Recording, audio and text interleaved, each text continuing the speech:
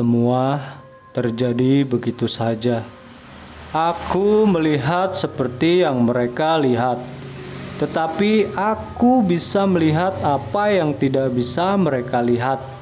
Hari itu, hari yang tidak bisa aku lupakan dalam sejarah kehidupanku.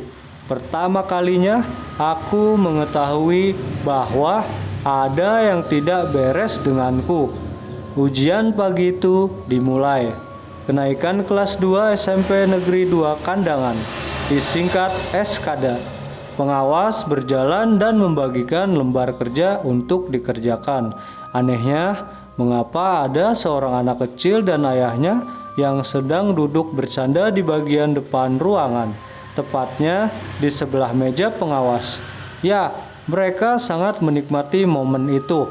Pada waktu jam pelajaran dimulai, bertambah bingungnya aku di saat mereka masih berada di sana, dan pengawas pun dengan santai duduk dan tidak merasa terganggu.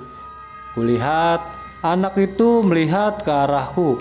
Ya, dia anak yang lucu, perempuan berumur 4 tahun, memakai baju merah muda dan rambut dikuncir 2. Dia tersenyum kepadaku. Tidak lama kemudian dia datang menghampiriku, dan pengawas pun tidak lekas meminta mereka untuk keluar dari ruangan. "Hai," usapa dia yang hanya tersenyum kepadaku. Aku merasa agak risih karena aku terganggu akan kehadirannya.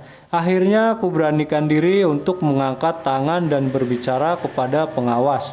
"Bu, mungkin adik ini dan ayahnya bisa diminta keluar sebentar, soalnya saya sedang mengerjakan ujian." Sambil aku menunjuk anak yang berada di sebelahku dan ayahnya yang sedang duduk di lantai di samping meja pengawas. "Maksudmu siapa?" "Sudahlah, kamu fokus dengan lembar kerjamu, nggak jelas."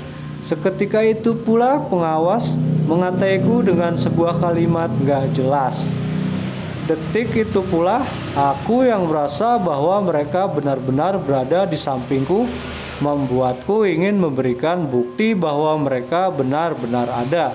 "Rick, kau melihatnya kan? Lihatlah dia, tersenyum menatapmu." Kutanyakan hal yang sama kepada Rico yang duduk di belakangku. "Apa maksudmu? Kamu pakai pil ya? Sampai imajinasimu berlebihan."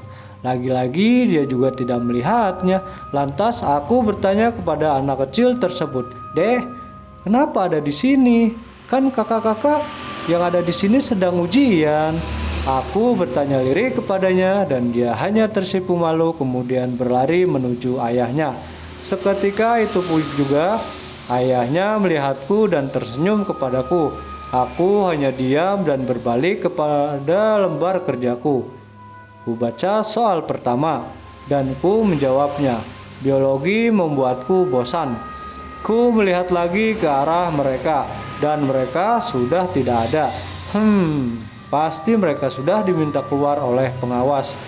Kapan-kapan kalau ketemu lagi dengan anak kecil itu, aku akan menanyai namanya, karena tadi aku lupa menanyakan hal tersebut. 1 jam berlalu. Akhirnya ujian pertama sudah selesai. Kuputuskan untuk pergi ke kantin untuk mencari makanan. Ku melihat sekeliling untuk mencari anak kecil itu, tapi tidak ada. Kutanyakan juga ke banyak teman sekelasku, tapi mereka juga tidak tahu. Malahan yang kebanyakan keluar dari mulut mereka adalah "dasar aneh." Kalimat tersebut cukup menyulut api panas di dalam hatiku, tapi ku coba untuk tidak hiraukan hal itu. Bunyi bel telah berdering menandakan bahwa aku harus kembali ke ruang kelas untuk melanjutkan ujian hari ini. Sejarah. Pelajaran membosankan kedua setelah biologi. Aku masuk, berharap bertemu lagi dengannya, tetapi nihil. Dia juga tidak ada di kelas ini lagi. Mungkin besok dia akan datang, maka aku akan bertanya kepadanya. Aku takut. Perkataanku waktu di kelas tadi menyakiti hatinya, karena aku secara tidak sengaja sudah mengusirnya dengan perlahan. Di tengah-tengah ujian ini membuatku bosan dan mengantuk. Soal yang kujawab baru 30, kurang 20 soal lagi. Kuputuskan untuk tidur sebentar. Bel berbunyi, tersadar aku dengan terkejut. Jam pelajaran sudah usai. Aku bingung bukan kepalang karena pekerjaanku belum selesai dan pengawas sudah mengambilnya. Aku bergegas menuju ke meja pengawas tersebut untuk memohon menyelesaikannya dan berjanji hanya dengan waktu tambahan 5 menit. Akting yang burikan ternyata manjur. Pengawas memberikan soal dan lembar jawaban kepadaku. Dengan cepat aku menuju ke mejaku kembali untuk mengerjakan. Beruntungnya aku, pengawas yang satu ini baik hatinya. Kubuka lembar kerjaku dan terkejutnya aku bahwa semua jawaban sudah terisi. Siapa yang mengisinya? Jelas-jelas aku tertidur tadi. Aku menghampiri bapak pengawas dan menanyakannya, "Pak, ini tadi apakah ada yang mengumpulkannya?" Sambil kubawa lembar jawabanku.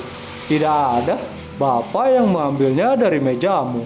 Tanpa omong panjang, pengawas tersebut pergi meninggalkan ruangan kelas. Aku yang saat ini masih terdiam, jalan perlahan meninggalkan ruangan kelas. Sambil bingung, ya tapi biarin wes, yang penting sudah terisi semua. Aku cuma khawatir tiba-tiba itu ulah temanku yang tidak suka denganku. Takutnya mereka mengacak jawaban dan membuat nilaiku anjlok. "Hai," aku terkejut akan sapaan yang baru saja aku dengar. "Hai, dari mana saja kamu? Aku mencarimu dari tadi." Dia hanya tersenyum menunjukkan betapa lucunya dia. "Ayahmu di mana?" Dia hanya terdiam dan melihatku, tidak mengucapkan satu patah kata pun. Namamu siapa?" "Indah." Di saat aku bertanya namanya, dia langsung menjawab dengan cepat dan berlari menuju ke halaman belakang. Aku yang mau mengejarnya, tetapi dipanggil oleh penjaga sekolahan. "Hei, mau kemana kamu?" Aku hanya diam berjalan ke arahnya. "Saya cuma mau mengejar Indah, Pak. Soalnya dia tadi berlari menuju ke halaman belakang." "Indah?" "Iya, Pak. Indah, anak kecil pakai baju merah muda tadi." Pak Kosim hanya diam dan berjalan meninggalkanku. Pak, mau kemana?" Dia berbalik ke arahku lagi dan berkata kepadaku, "Kamu cepat pulang sana." "Indahnya, Pak? Yang kamu lihat itu sudah tidak ada." "Maksudnya, Pak?" "Ya, Indah dan juga ayahnya sudah lama meninggal 3 tahun lalu karena tertimpa gerbang sekolah yang pada saat itu sedang proses pemasangan. Sudah, kamu pulang saja." Tapi Pak," belum selesai ku bertanya dia sudah jauh meninggalkanku. Apakah aku sudah benar-benar gila? Padahal baru saja aku mengetahui namanya dan dia sendiri yang memberitahuku. Hari ini hari yang membingungkan dalam kehidupanku. Banyak tanda tanya besar di kepalaku. Aku tidak sabar pulang untuk bercerita kepada keluargaku. Bersambung.